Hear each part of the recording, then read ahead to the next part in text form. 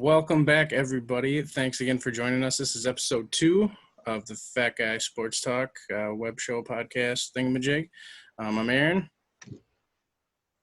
I'm Tyler. TJ, since Tyler doesn't want to talk. All right. Well. Oh, hi, Tyler. This is Tyler. We're going to continue our draft recap today, going by divisions. We're going to hop over to the AFC first here, do the AFC West. Tyler's going to kick us off with defending Super Bowl champion, not let alone division champion, the Kansas City Chiefs. So, Tyler, kick it off. Yes. All right. Like he said, well, we will be starting with the Kansas City Chiefs, Super Bowl champions, and didn't really need to do much in the draft. Before we get too far into that, I do want to let you know draft. We are doing AFC West. So I got my former Raider, little Charles Woodson on. Didn't have anything from the AFC West to throw on, so that's all I got. Chelsea boy. At least I'm repping the greatest running back of all time. I'm not repping shit. All right, so like I said, Kansas City Chiefs. They didn't need a lot to do here. They didn't really lose a lot in the offseason. And honestly, I thought they had a pretty good draft. Their first-round pick of Edwards-Helaire, I think, is great, mainly because a lot that I've been reading, people are upset because of they look at it as replacing Damian Williams. But Edwards-Helaire can't catch, really. He's not a catching back. He's going to be a nice counterpart to Williams, which is just going to bolster that offense enough. Give him a nice, fast, elusive back there to go along with the fastest team as it is. It's ridiculous. But I thought that was a great pickup. And then after that, they just filled gaps with solid players. They didn't really need to fill a lot. The only thing I didn't see them fill was offensive line, really. Okay. But other than that, I mean, they filled all their gaps they needed. The best available. I disagree on a couple of points with what you said. Number one, their losses. They lost a lot. They lost Stefan Wisniewski on the offensive line. The dude's a monster. Draft. I'm talking about the draft. I know, but I'm saying going into the offseason, they lost Stefan Wisniewski, who plays guard, Cameron Irving, who plays guard. Then on the defensive side, they have so many losses. Emmanuel Ogbah, Darren Lee, Reggie Ragland, Morris Claiborne, Kendall Fuller. They got gutted. Fortunately, a lot of those are depth. Kendall Fuller and Morris Claiborne are going to be tough to replace. Right, and they didn't replace offensive line, and they didn't replace cornerbacks. I said, they had a great draft, except for they didn't touch offensive line. I mean, they did. Now, keep in mind, they do still have Eric Fisher at the left tackle, who is a former number 1 overall pick. No, was he number 1? He was 4. But he was a first-round pick, early first-round pick by the Chiefs. Not good coming out. Has been extremely solid. Injured most of last year, but he was there for the entire playoff run and was monstrous. The guy's a beast. I do not agree with your assessment of Edwards-Helaire, though. He is an outstanding pass catcher. He is outstanding. He doesn't have the range, though. His issue is he has little arms. He has little arms, but he's a halfback. He doesn't need to play receiver. He's going to be catching the ball on the flat. No, that's what I was saying. Okay. Williams is a great counterpart to that because he does have the receiving ability better. True. That's what I was saying. It's a great However, if you're looking for yards after the catch, Edwards-Helaire all day. Edwards-Helaire. His problem is he's not going to be able to break those long runs. He's not quick enough. He's going to get, the secondary, your linebackers, your safeties, and then he's going to get taken out. He's not going to be able to burn them. You put him on a team like the Chiefs, though, that has so many weapons. That's why he's going to be dangerous. He reminds me, the NFL has a comparison of Devontae Freeman. I say Brian Westbrook. Thank you. I was going to say, they gave him the comparison of Devontae Freeman. And I don't like that because, honestly, I think Devontae Freeman was overrated on that team. I don't think he's as good as they say. That's why Devontae Freeman wasn't. It was the combination. And I think you're exactly right. You're going to have, it's Williams, a great combination. And that team's going to ride this combination of good players for a little while since they're still on rookie contracts for a lot of their big-name players. The Chiefs are going to be dangerous. And if they keep adding these little pieces, it's going to be dangerous for a while. Once they all start getting into the contracts, though, then that team's going to be kind of in trouble, kind of like the Chiefs or the Seahawks were for a little bit. I mean, they always made the playoffs, but they haven't been the same thing since they won the Super Bowl. As long as that team can keep putting 40 to 50 points on the board every game, their defense doesn't have to be that stellar. as long as, you know, As a Packer fan, they're that doesn't doing their work. job. You As a know, Packer fan, that doesn't work. they Since 2011, the Packers have been scoring 40-some points on people. They don't have a defense ever, and they haven't done shit past the playoff. Like, they haven't won the Super Bowl. They haven't gone to the Super Bowl. They need a defense. with But the there's score all a those difference. points. There is a difference between the Aaron Rodgers offense and the offense in Kansas City. It's not even comparable. No, bro. Aaron Rodgers tore it up with You those small need a slants. defense, is what I was saying. Yes. I don't necessarily know because, I mean, That's what obviously you need a defense to win in the NFL, but when you're talking about a Chiefs offense, you rarely hear comparisons of like, how is this defense going to hold up against the Chiefs? What you do hear is, can they catch up to the Chiefs offense? Mhm. And I mean, we saw in the playoffs, the quick. Chiefs gave everyone like 20 points. Like, come on, we saw this in the playoffs. well, Like, and the Chiefs, funny like, thing we're is gonna nap for 3-4 the years first half. ago, the Chiefs had an outstanding defense. And Yeah. they just kind of let it away to build up that offense. So Yeah, it's working for him now. It worked for him last year. We'll see how it holds up. Just to end the Chiefs, I do know a personal Chiefs fan, gross. and he did have a quote for it That's gross. for his draft. From my supervisor, his name's Demir. He's Tell like, him he's gross. I will also tell him he's gross. He said it'll be interesting to see how this LSU kid can fit into the offense, but if he's quick like he is, then look for shades of Mahomes like he was when he had Kareem Hunt. Defensive improvements were pretty good, and we didn't lose anyone that was key. Should get Juan Thornhill back from injury for the season, and that's going to be nice for a speedy secondary and new linebackers. Took a punt on an offensive line due to some of the guys are probably done after this year, so it'll be nice if it pans out, but it's depth nevertheless. I say it was a good draft, but more impressive than free agency. They did focus the rest of their draft more on the defensive side. They only went with one other offensive player the rest of the Offensive way. tackle, Lucas Yang in third. Willie Gay Jr. out of Mississippi State. This dude's a baller. He's fast. Really, Agreed. I was watching his highlights. He had a game of his career against Alabama, and if he can do that against that kind of team, he's ready to play in the pros. He'll probably fill in that's that the one spot from big Reggie thing. Ragland. That's what I was saying. They went for the best players available, and they got some pretty decent ones that are deeper in there. I mean, who was they looking at? They took a risk on Taco Charlton too. They just signed him recently. Taco Charlton, you're exactly right. That's your prototypical risk reward. Ton of untapped potential, but hasn't been able to access it really at this point in the NFL. So, yeah, that was the Chiefs. Like I said, they ended last year as Super Bowl champions. Let's see how they pan out this year. But from the Chiefs, we're going to go right down to our next team, 7-9, Broncos. Take it away, Aaron. They won a tiebreaker over somebody. We'll discuss them in a little bit. Broncos, they had some good picks. Let me get my sheets here. Their first two picks, they went receiver. They got Jerry Jeudy and then KJ Hamler out of Alabama and Penn State, respectively. Good receivers. My only question is who's throwing to them? Is Drew Lock? He's going to be the starter? He's going to be the starter. They love him. If they love him, that's on them, but he's really got to prove himself. And then they went – Who's his backup? They let go of Flacco, correct? Yeah, that's what I'm saying. Like, they did. Yeah. Who's competing for the job over there? Because, I mean, they might – I don't think they have a competition. They've anointed Drew Lock the starter. Right, no. But they even actually called like Drew Lock, and this is unprecedented a little bit. You know, they called Drew Lock and was like, what do you want in the draft? And, I mean, there's a story on NFL.com around the draft. They said, what do you want to get? And he was like, oh, speed wouldn't hurt. You know, you see teams that have the speed and they're doing well, and he referenced, Tyreek Hill. And that's really impressive to me that for Drew Lock's first year in the NFL last year. Yeah, first year, and they're asking their quarterback, what do you want to see in the draft? What would help you be successful? And that says a lot to me. John Elway loves him. And he does. I don't necessarily buy into the Drew Lock hype, though. He's had, barely any game experience. I'm just pulling up his stats. I mean, he took over for a washed-up Flacco, so, I mean, didn't do much. True. I mean, he did he went 4-1, so that's good. 64% completion percentage. That's solid. 1,000 yards in 5 games, so he's averaging about 200 yards a game. He needs to bump those numbers up. And a 7-3 touchdown interception ratio. That doesn't scream to me franchise quarterback.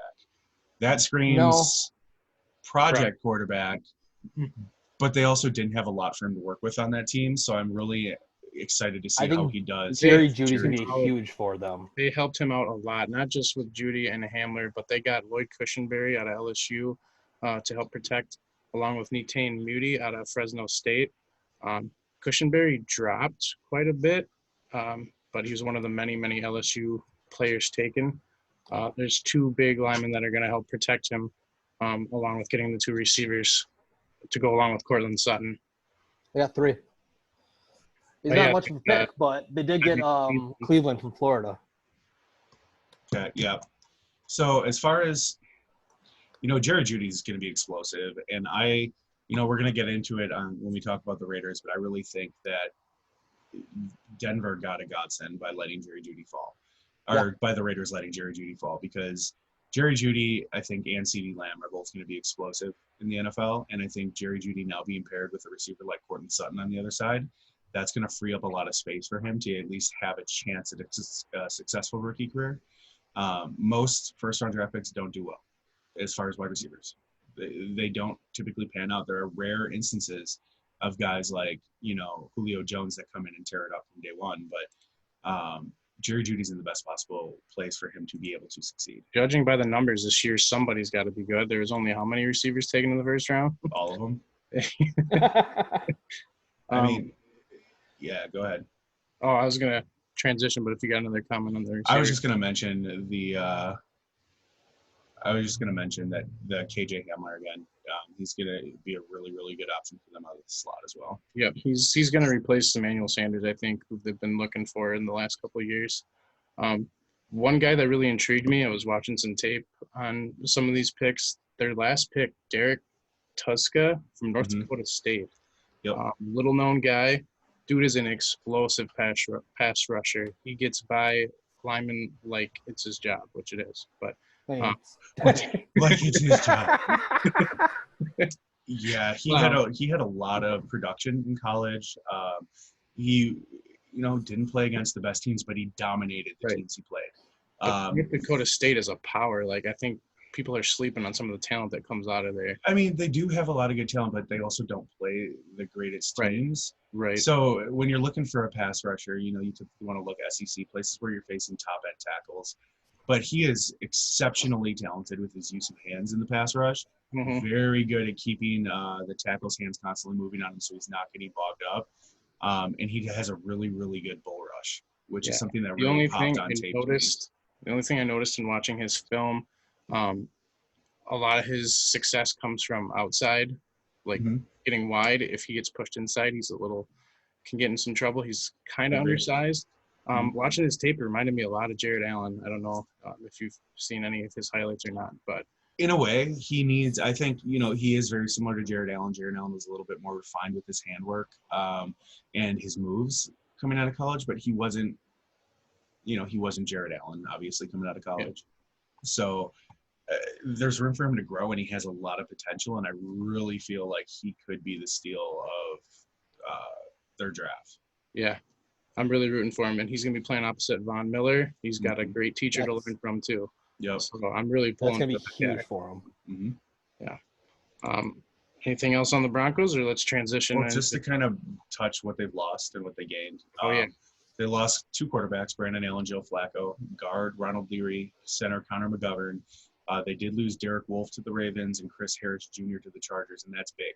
Chris Harris Jr. has been a shutdown corner for them for the past, 5-7 years. Their third-round pick, Ojemuda out of Iowa, though. Yep. Yeah. They're bringing him in to replace. They lost Cyrus Jones as well, and they lost the safety, Will Parks. Most of that's depth. Notable starters, Derek Wolfe and Chris Harris Jr. for sure.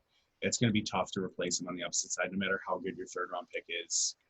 This is a guy that, he's a shutdown, lockdown corner that I think was severely underrated for many years, even when Talib played opposite him. But they gained, just kind of looking at what they've gained over the season, A.J. Bowie coming in to replace Chris Harris is a good fit. He's been outstanding wherever he's played. Jarrell Casey coming into the defensive line for a 7th-round pick. 3 years ago, Jarrell Casey was like one of the best defensive tackles in the NFL. And now we're talking about traded for a 7th-round pick. If he can get his old form back, steal. Yeah. Picked up Glasgow at guard. They also we're not giving Locke a lot of credit. They picked up Melvin Gordon. Yeah. And he's going to be running the football. So that offense is going to move a little bit better. Outside of that, I mean, the other notable name that I see on here is Nick Vannett, who is just a perennial backup tight end. I mean, the Broncos are going to have a decent year. I mean, they had a good draft. They have a decent team. I mean, ESPN has them in the top 10 for power rankings. I mean, I don't think Denver is as bad as their record suggests. They've pretty much been a quarterback away since Manning retired. Yeah. Or at least being able to compete. They've always had pieces. They were questionable roughing the passer penalty away from being 8-8 last year. Me as a Bears fan, we benefited from that, but I can say that was questionable. The Bears probably should have lost that game, but 7-9 team, they're looking not too bad. Potential wild card, possibly. I can see them slipping into the wild card. The AFC is not as competitive as the NFC West or the NFC. Not even I don't think anymore. their divisions are as tough. I mean, the toughest division is probably going to be the AFC North with the Ravens, Steelers, Browns are going to be looking good. Got extended. The playoffs are getting extended, right? Another team. Did that? I have not seen that. Not this year. Not this year. Next year. Okay. They're saying the earliest it could be is next year, but with the pandemic and everything, we don't know what's going to happen. Well, let's be hopeful. Right. So Oakland Raiders, right? Yeah. Las Vegas Raiders. Well, according to NFL, Los Angeles .com, Raiders. it's still the. Where are the Raiders from? They're the homeless NFL team. I refuse to call them the Las Vegas Raiders until they get one win. But their stadium is pretty as hell. Their stadium is beautiful. Oh my God. It's pretty. So let's talk about this clusterfuck of an offseason for when the they Raiders. can drive. They can run really fast in the stadium. Okay. Fast. So losses that the Raiders had last year, or this offseason: Mike Glennon, Deshaun Kaiser, Dwayne Harris, Vontaze Burfict, Tahir Whitehead, Daryl Worley, and Carl Joseph.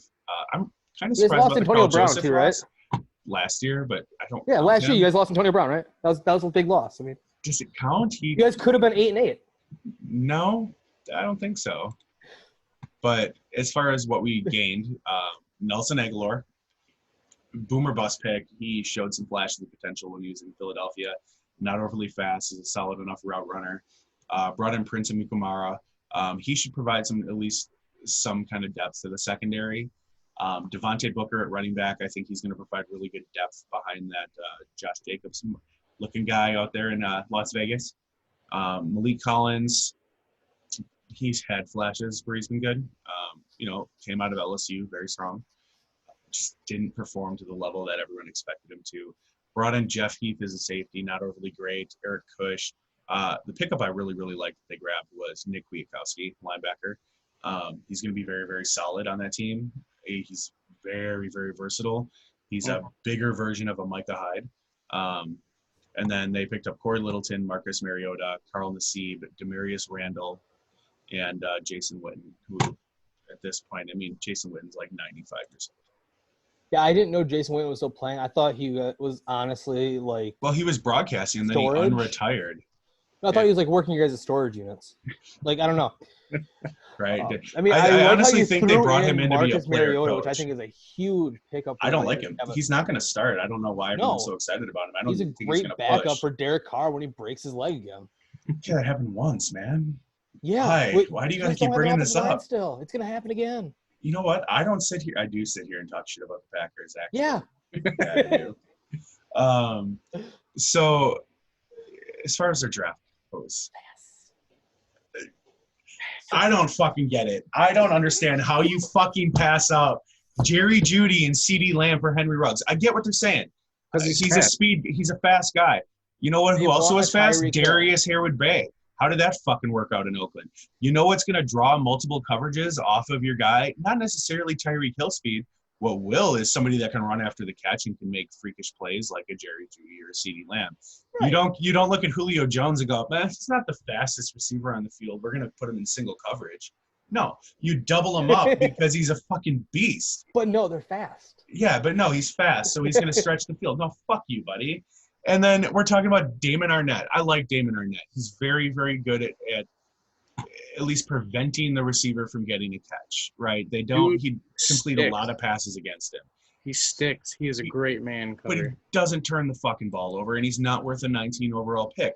I would say you want to move up, grab him early in the second, you do your thing, boo. But we're talking about 19th overall pick with some of the corners that were left on the board. I don't like it. And Mike Mayock's doing the trust the process, trust us bullshit. Well, we trusted that with Al Davis. And we ended up with Jamarcus fucking Russell and Darius Hayward-Bay. And I don't trust the fucking process anymore. Because my scouting completely contradicts what they're showing there. And granted, I don't do it professionally, right? I do it in my free time. But Henry Ruggs, he could potentially turn out to be a beast in 2-3 years. You know, you don't draft a guy at 12 overall to play wide receiver when you have sure things on the board. One receiver though. He's a number 2 at best, and he's going to have to learn how to run routes because that's what he's going to have to do because he can't just get by on speed. As we've learned from early stages, Ted Ginn, Darius Hayward-Bay, John Ross, all these speedsters coming out of college do not do well. You've had Tyreek Hill, Deshaun Jackson. And I'll throw Jordy Nelson there. He was a speed demon too for his first 2 years. True. And then he learned the back shoulder. Late round pick. Huh? He was a later round pick, wasn't he? Yeah. Right. But what I'm saying though is those are speed demons that have worked. But there's a couple. Lynn Bowden, I like. Lynn Bowden's going to kind of play a jack of all trades for the Raiders. He's Taysom Hill. Brian Edwards. He's going to be okay. Yeah, Lynn Bowden's not okay. I think he's going to be more of like a Ty Montgomery. Honestly, rather than a Taysom Hill. Brian Edwards, he could be good. He's big. He's gonna be a possession receiver, and kind of in the molds of anybody watching would be Anquan Bolden. That's what guys like those big possession receivers that can go up and get the ball. I like Tanner Muse. He looks a lot like Michael Hyde on tape. He can kind of plug and play throughout the defense. And John Simpson, I think, is going to be a monster. He's a mauler on the offensive line. I like him. He needs to refine a lot of stuff in his game. Specifically, of course, nothing's working. All right, specifically, he's slow out of his stance. He is going to get wrecked in the NFL if he does not figure out how to explode out of the stance. Because if you're still crouching in a 3-point stance and the ball is snapped and the defensive tackle is off the ball, you already got burned. There's no point in you sitting on your butt. And then you were sitting on your ass. And that's – I don't know. I'm not too happy with the Raiders draft. I do like a lot of their later round picks, Tanner Muse, John Simpson, Amik Robertson. I love the pickup of Lynn Bowden and Brian Edwards. But those first 2 picks, I just can't get past them. Not when there was so much better talent at those positions still on the board. The Raiders had about as much a confusing first 2 picks as the Packers did. I would say, honestly, they were very similar. I mean, everyone knew the Raiders wanted to go wide receiver. We just did not anticipate them taking the 3rd best receiver on the board when the other 2 were still there. Me and Tyler were watching it together. We both were like, wow, how are you going to wasn't he the 3rd best receiver on that team? Like, come on. Yeah, he wasn't even the start. Yeah, he was the 3rd because the next guy's coming out this next year. But he's fast, though. Yeah, he is so fast. He's really fast. So am I if you dangle a fucking cheeseburger in front of me. I think get drafted in the NFL. Ooh, cheeseburgers. Cheeseburgers. You're way too high right now. So, Chargers. Past the Raiders, we're going to the 5-11 Chargers. Big winners there. So, they actually had a pretty good draft. I mean, not in the sense of filling their needs because they didn't get offensive line and they don't really have much there. They did pick up Bulaga, but that's about it. Honestly, I think they're waiting until next year. They're going to ride Tyrod Taylor this year, and they're going to wait until next year because they do have your They did pick up Trey Turner. You forgot that as far as the offensive line. They did pick up Trey Turner also. But, I mean, next year they have Bosa and Ingram's contracts up. They have Hunter Henry coming up. I mean, they're looking for the future, honestly. And looking at this draft, they're in rebuild mode. Looking at this draft, because I think they did see that they did see that next year they're going to have good picks again. They're going to be looking at their offensive line next year that they need. Justin Herbert in the beginning, he's got the cannon of an arm. He's got the field vision. He doesn't have the accuracy yet, and he needs to sit.